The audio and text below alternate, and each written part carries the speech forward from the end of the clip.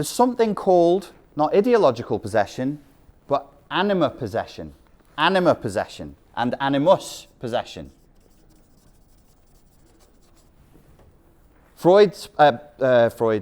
Jung spoke of it on the individual level. A man who is anima possessed has rejected the feminine inside of himself. She's become externalized. The anima is the soul or the heart, the emotions, the intuition, the softer side. She is rejected and cast out. She comes back and possesses him demonically. He then becomes a spineless, fucking, whinging pussy. Jung didn't use those words. I'm going to say, hypothesize that this is what's happened to us en masse. We've become anima possessed as a whole, as a group. Culture is anima possessed in men. So we've become indecisive, scared of going outside, addicted to the material world, addicted to pleasure, addicted to sensuous pursuits, just addicted to addictions, basically. In the individual woman, a woman who's become animus possessed, she's rejected the man in herself.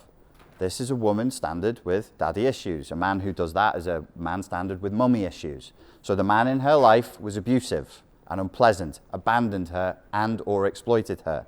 She rejects the man in herself. She kicks him out. He comes back through the unconscious and possesses her. Remember, when something is possessed or a person is possessed, they become the puppet of that thing that has possessed them. Their strings are being pulled. Anima possessed, spineless, whinging, flaccid, depressed, can't leave the house. Animus possessed, a ball-busting bitch. A hard, aggressive, macho, chauvinist, sexist, man-hating bitch. Animus possession. She can't deal with her own masculinity. She can't integrate it, so it gets rejected and comes back toxic. She's now toxic yang. Toxic masculinity is a concept created by women who are traumatized, who are animus possessed. Tell me it's not. I dare you. These women don't even they hate being women. They loathe being women. They don't want to dress as women. They don't want to speak as women. They want to be as men, but not in some dignified, noble way. Same way as when anima is possessed, we don't want to be dignified, noble women who have their shit together.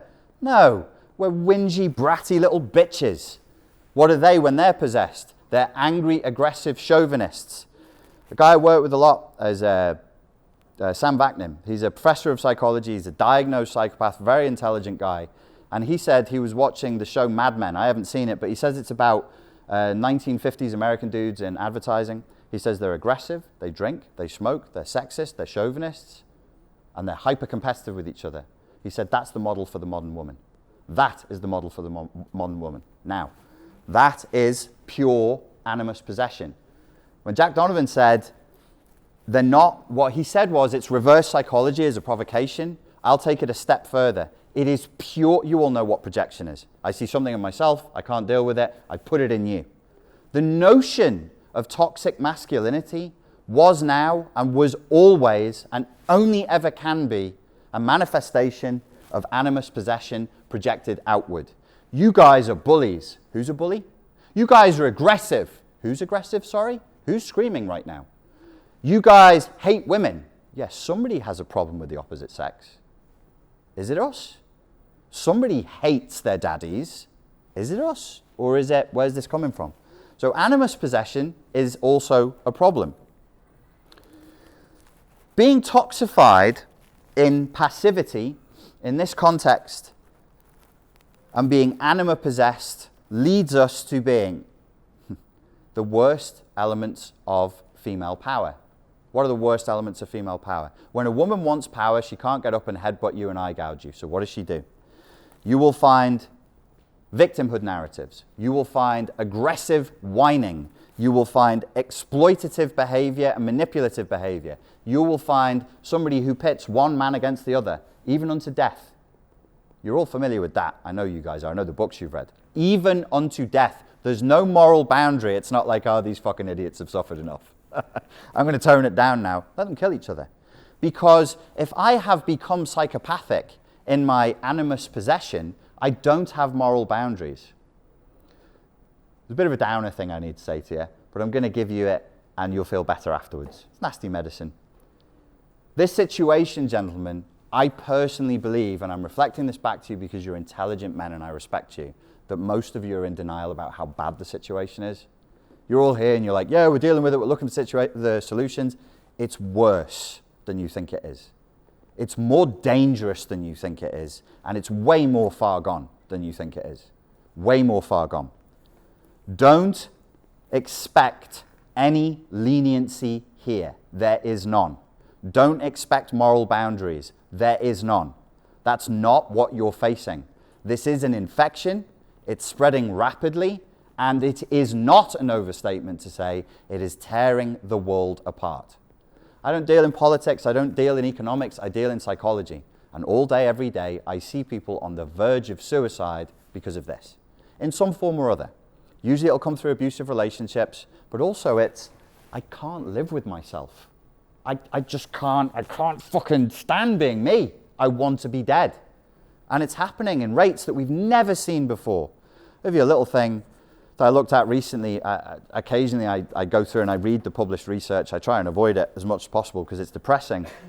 In the United Kingdom, 9 to 14-year-olds who attend the emergency care unit with body dysmorphia, bulimia and anorexia has quadrupled in the last 4 years.